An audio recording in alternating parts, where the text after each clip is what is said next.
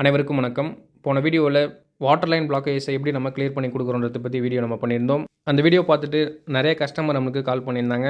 எங்கள் வீட்லேயும் இந்த பிரச்சனை இருக்குது, வந்து சால்வ் பண்ணி கொடுங்கன்னு சொல்லிட்டு. அதே போல் நம்ம யூஸ் பண்ணக்கூடிய பம்ப் எங்கே கிடைக்கும், அதோடைய ப்ரைஸ் என்னன்னு சொல்லிட்டு நிறைய பேர் கேட்டிருந்தீங்க. இந்த பம்ப் நம்ம வெளியில் வாங்கின பம்ப் இல்லை, நம்மளை ரெடி பண்ண பம்ப்பு தான்.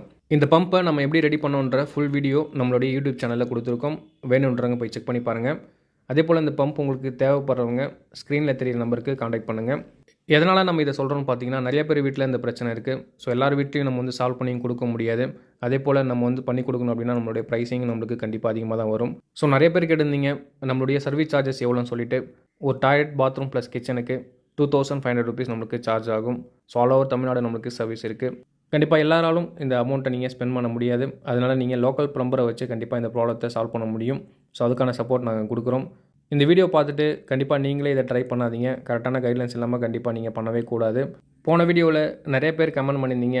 ஃபஸ்ட்டு நீங்கள் ப்ரெஷர் கம்மியாக வருதுன்னு காமிச்ச பாத்ரூம் வேறு, ரெண்டாவது ப்ரெஷர் அதிகமாக வருதுன்னு சொல்லிட்டு காமிச்ச பாத்ரூம் வேறுன்னு சொல்லிட்டு.